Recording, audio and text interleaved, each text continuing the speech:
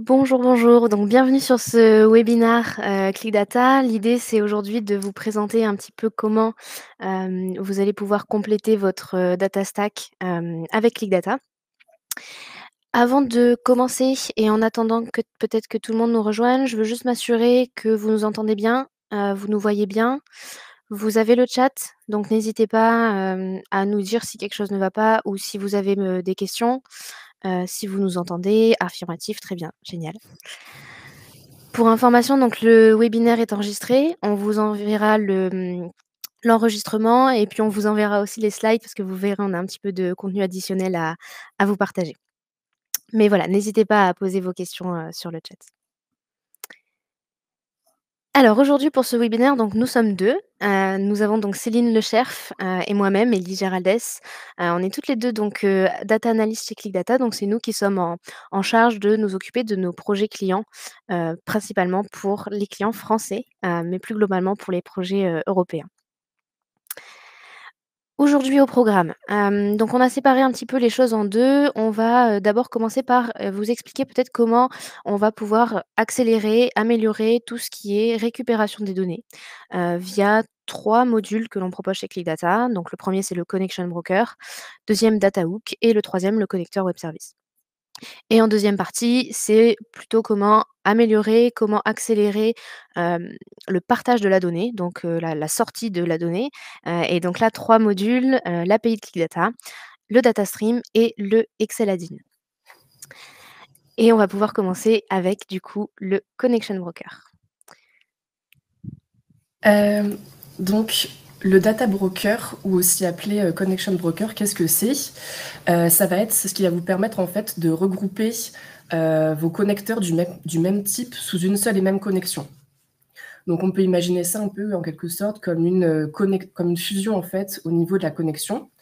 Donc, par exemple, si vous avez plusieurs, ici pour l'exemple, plusieurs bases SQL Server avec des tables un peu qui sont voilà, identiques et construites de la même façon, vous allez pouvoir les regrouper pour en fait ensuite avoir récupéré directement une seule et même table avec voilà, les bases de différents...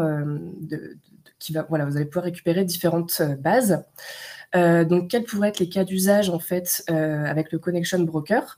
Ça pourrait être, premièrement, par exemple, on pourrait imaginer un groupe qui a plusieurs sociétés.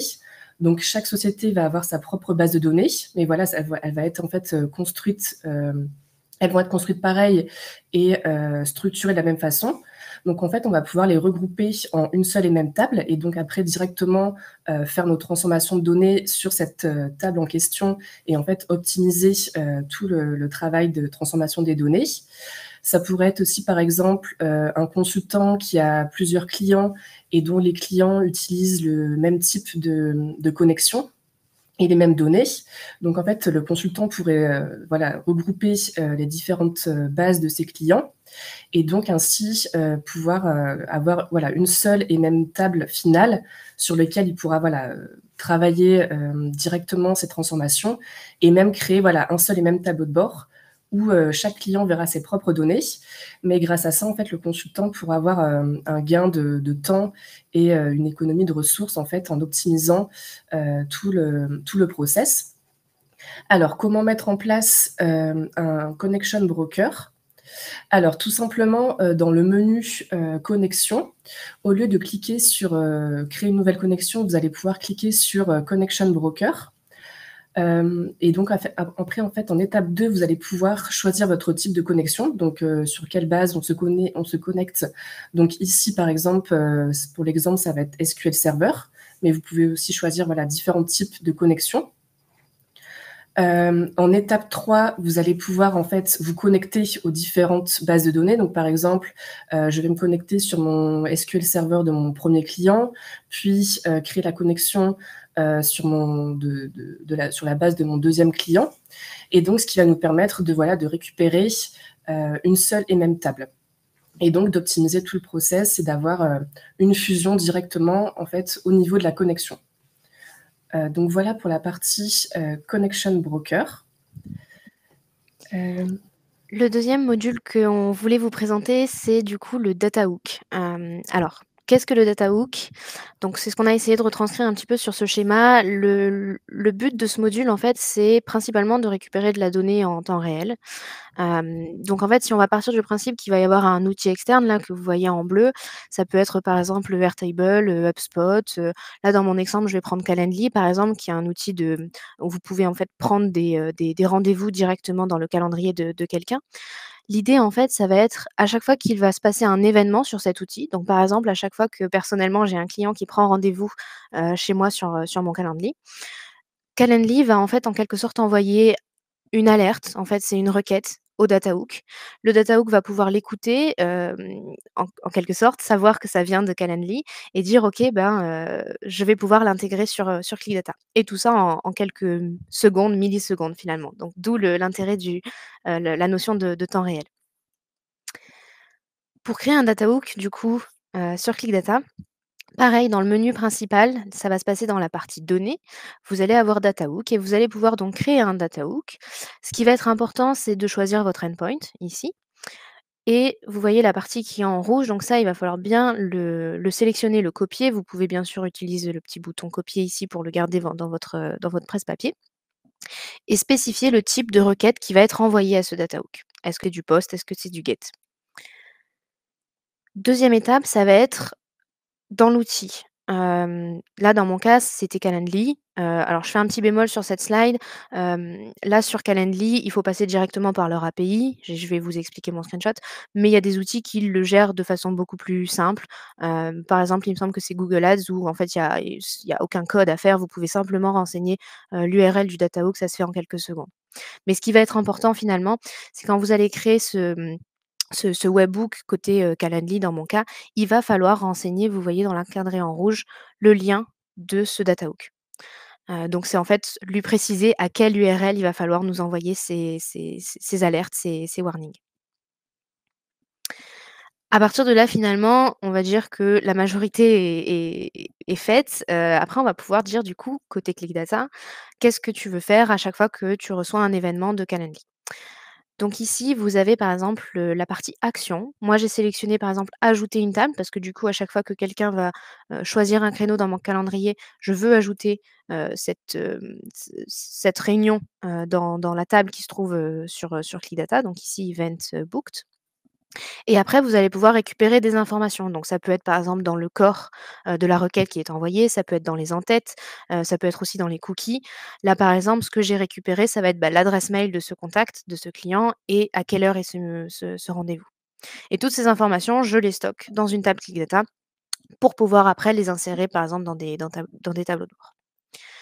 Il y a une étape qui est facultative, c'est ce qu'on appelle la signature. Donc c'est tout simplement pour vérifier, que les requêtes qu'on reçoit viennent bien de l'outil, auquel on s'attend, donc la Calendly, mais c'est pas du tout obligatoire et on a une documentation qui explique à chaque fois comment reconstruire cette, signature. Troisième fonctionnalité qu'on voulait vous montrer, si vous avez des questions, bien sûr, hein, n'hésitez pas, via le chat. Donc cette troisième fonctionnalité, c'est notre connecteur web service, c'est un petit peu notre connecteur, universel, pour tout ce qui est connexion à des API. Hem et l'idée, en fait, c'est à partir du moment où l'outil que vous voulez connecter à ClickData possède une API justement, ça peut être du REST, ça peut être du SOAP, vous pouvez, récupérer des données depuis ClickData. Comment faire, pour récupérer ces données? La première étape, ça va être du coup, encore une fois, dans le menu principal, dans la partie données et cette fois-ci, ça va être connexion. Vous allez pouvoir donc créer un connecteur web service. La première étape, donc vous voyez ici, ça va être de renseigner l'URL de l'API. Là, pour l'exemple, j'ai pris l'API de ClickData. La deuxième étape, c'est du coup de paramétrer la méthode d'authentification. Parfois, il y en a pas, mais c'est quand même très rare. Là, j'ai pris une clé API, mais chez ClickData, on va proposer à peu près toutes les méthodes d'authentification qui existent. Donc il vous reste plus que à choisir en fait la méthode que l'API propose. Et la troisième étape, donc cette fois-ci, c'est côté table et vue. Vous allez pouvoir choisir du coup quelle URL, quel endpoint vous voulez requêter. Là, dans mon exemple, on peut voir que je vais aller chercher la liste de tous les dashboards, tous les tableaux de bord qui existent sur ce compte. S'il y a des paramètres, que ça soit obligatoire ou facultatif, vous pouvez les renseigner aussi dans ce deuxième champ texte. Alors, à partir de là, encore une fois, c'est possible de, bah, voilà, vous avez votre jeu de données. Parfois, certaines API en tout cas, exigent ou parfois proposent, des fonctionnalités, on va dire un petit peu plus avancées. ClickData va aussi s'y adapter et je vais en présenter quelques-unes. La première, donc c'est l'étape 4, c'est par exemple si vous avez un URL qui est variable.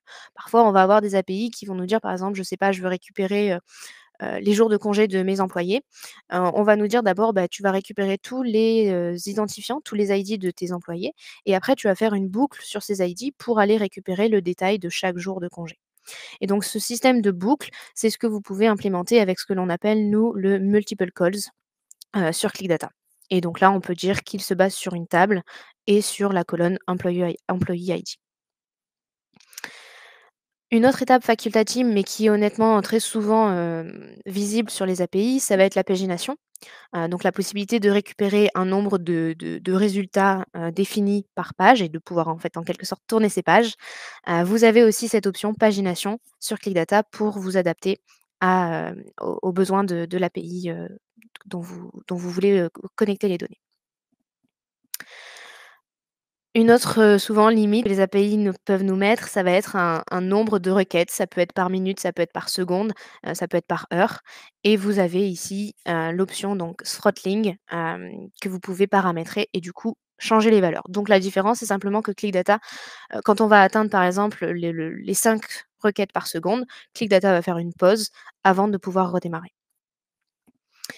Et après, vous allez pouvoir du coup choisir dans quel objet, alors XML ou JSON, ça dépend de l'API, où est-ce que vous voulez vous positionner.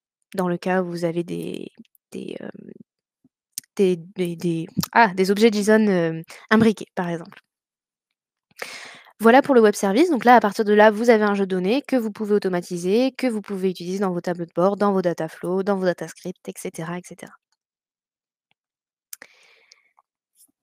Maintenant, on va passer à la partie donc là, c'était vraiment tout ce qui était, récupération de la donnée. Maintenant, on va passer à tout ce qui est plutôt, hem, partage à l'extérieur et notamment avec cette première fonctionnalité. Donc nous aussi, on va proposer une API, et on va vous montrer certaines, fonctionnalités. Alors simplement, un petit rappel peut-être ce que c'est une API, si besoin. Donc ça va être une interface qui va vous permettre d'échanger des données, des fonctionnalités d'une application à l'autre. Donc là, c'est en l'occurrence entre ClickData et un autre outil. Au niveau de l'API, on va proposer différents URL, différentes informations que vous allez pouvoir requêter. Donc tout ce qui est par exemple information de votre compte, donc le nombre d'utilisateurs par exemple ou, le nombre de dashboards, de tableaux de bord pardon, qui ont été créés. Au niveau des connexions, vous allez pouvoir en créer des nouvelles directement via notre API ou aller récupérer certaines informations. Au niveau des jeux de données, au niveau des data flows, au niveau des data streams, des tableaux de bord et des binders et des utilisateurs, il y en a encore plein d'autres. On vous partagera, avec l'enregistrement du webinaire, la documentation de notre API où vous pourrez voir du coup tous les URL que vous pourrez requêter et toutes les informations que vous pouvez récupérer, de notre API.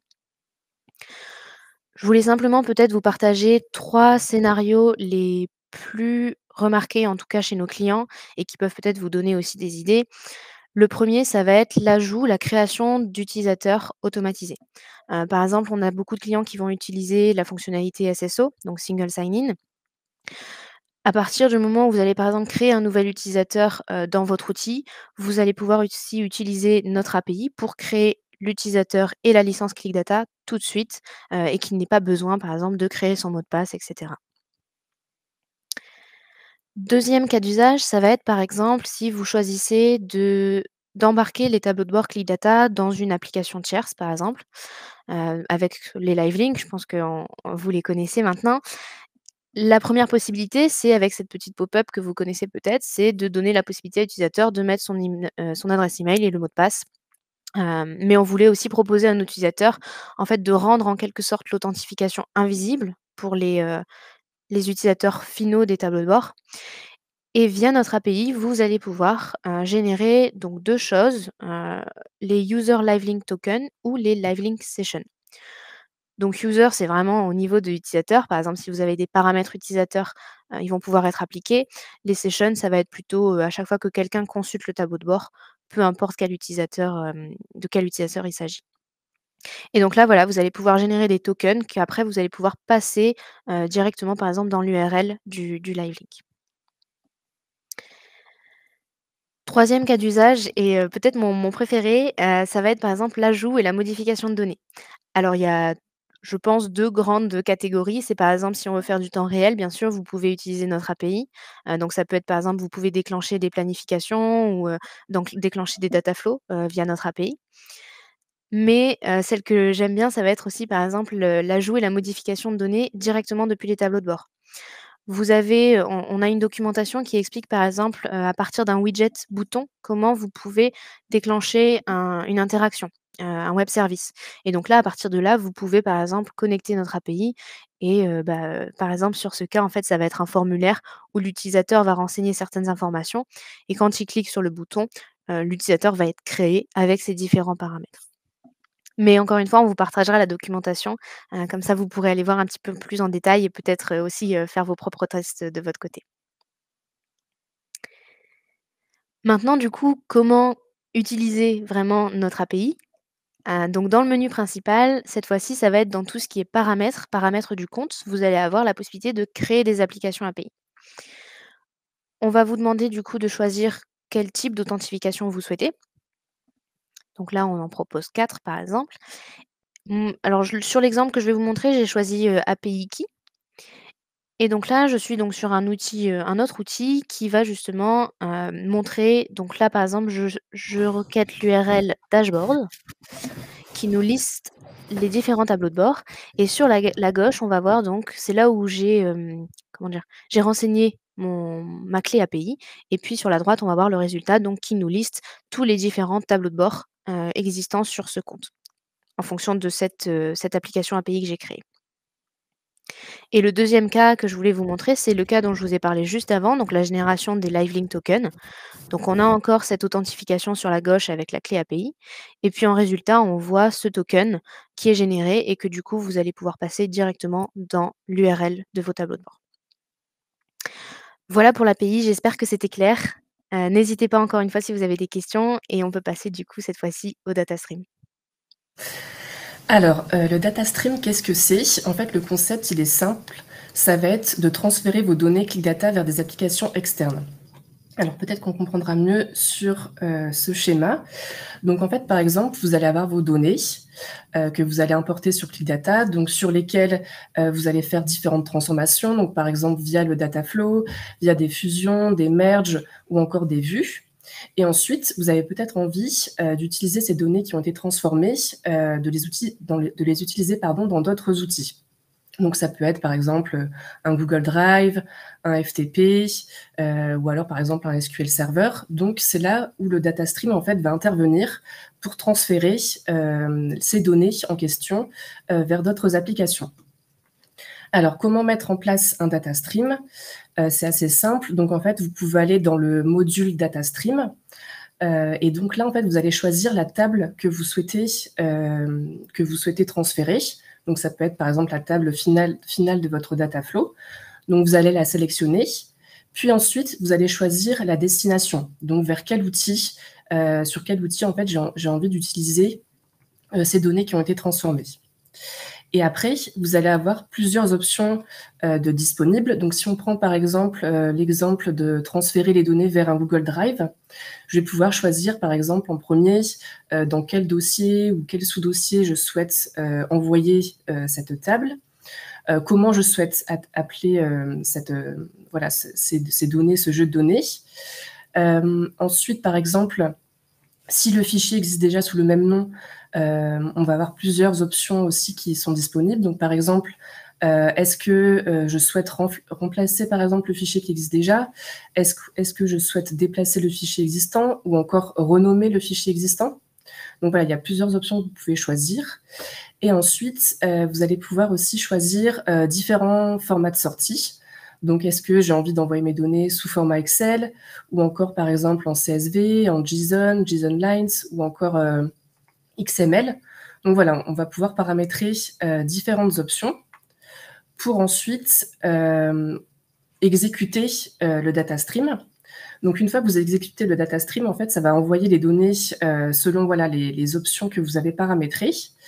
Et donc c'est bien sûr une tâche que vous pouvez planifier. Par exemple, se dire tous les lundis à 8h, je souhaite envoyer mes données qui ont été transformées sur ClickData vers, par exemple, mon Google Drive, pour ensuite pouvoir après récupérer les données que j'ai envoyées. Donc là, par exemple, si j'ai envoyé sous format Excel, je vais pouvoir ensuite après aller sur mon Drive et récupérer le fichier Excel que j'ai pu envoyer via le data stream, donc avec mes données directement qui ont été transformées depuis ClickData. Donc voilà, le concept, en fait, c'est vraiment, une fois que j'ai fait des transformations sur ClickData, j'ai envie peut-être voilà, de pouvoir utiliser ces données dans d'autres outils. Et c'est là voilà, où le data stream va intervenir. Donc voilà pour la partie data stream et ses différentes étapes. Maintenant, on va arriver sur le dernier point de notre webinaire, qui va être le Excel Add-in. Donc ça, ce point-là, en fait, ça va s'adresser surtout aux amateurs d'Excel. Donc, qu'est-ce que c'est le Excel Add-in? Ça va être, par exemple, ça va être en fait une petite application qui va s'intégrer directement à votre Excel et qui va vous permettre en fait de tout simplement de directement récupérer les données qui sont sur ClickData afin d'avoir sur votre feuille Excel, par exemple, toujours les dernières données mises à jour telles qu'elles sont en fait sur ClickData. Alors, comment mettre en place un Excel Add-in? Donc, tout simplement, en fait, vous pouvez télécharger la petite application. Donc, vous pourrez aussi retrouver le lien de l'application en fait sur notre documentation. Et en fait, une fois que vous avez installé cette petite application, vous allez voir en fait un module ClickData qui va apparaître sur votre feuille Excel. Donc, vous avez juste à cliquer sur ce petit module. Et en fait, on va vous demander de vous connecter. Donc, par exemple, se connecter à ClickData, donc mettre votre nom de domaine, puis après votre login, votre mot de passe. Et une fois que vous êtes connecté, vous allez pouvoir sélectionner la table en question que vous souhaitez par exemple, voir sur Excel et celle que vous souhaitez peut-être voilà, importer sur Excel afin de la travailler ou tout simplement voilà, la visualiser sur Excel. Donc, vous allez tout simplement sélectionner votre table. Et ensuite, donc une fois que vos données sont téléchargées sur votre feuille Excel, vous pouvez tout simplement enregistrer votre feuille de calcul. Et en fait, à chaque fois que vous allez vous reconnecter, vous avez tout simplement à cliquer sur rafraîchir pour en fait réactualiser toutes vos données. Et en fait, vous aurez exactement vous aurez exactement la dernière table qui a été mise à jour sur ClickData. Donc, si par exemple il y a eu une modification ou une mise à jour de données faites le matin et que l'après-midi, vous voulez vous connecter, vous avez juste à rafraîchir. Et comme ça, vous êtes sûr de travailler sur les bonnes données finales telles qu'elles sont actuellement sur ClickData. Donc voilà pour la partie Excel Add-in. Encore une fois, n'hésitez pas si vous avez des questions. Donc on arrive à la fin de ce webinaire.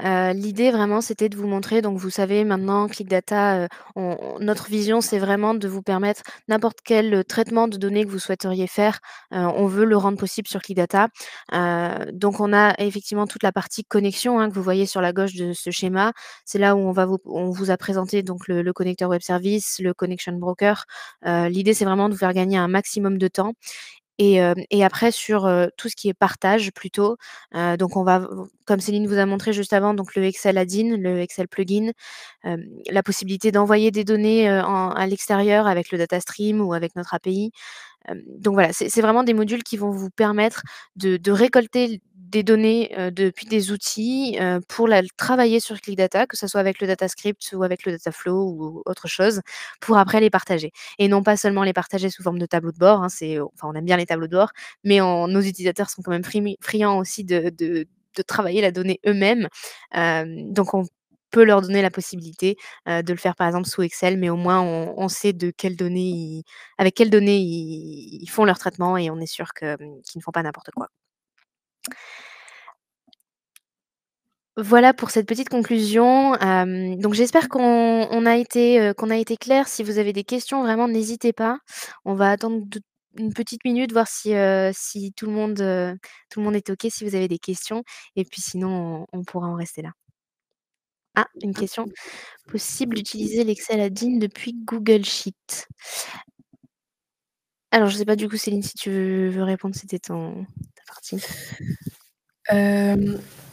Alors ça, je suis pas sûre pour Google Sheets. En fait, vous allez pouvoir Ça va vraiment être en fait sur Excel, sur la petite application en fait, que vous allez pouvoir, utiliser, Excel Add-in.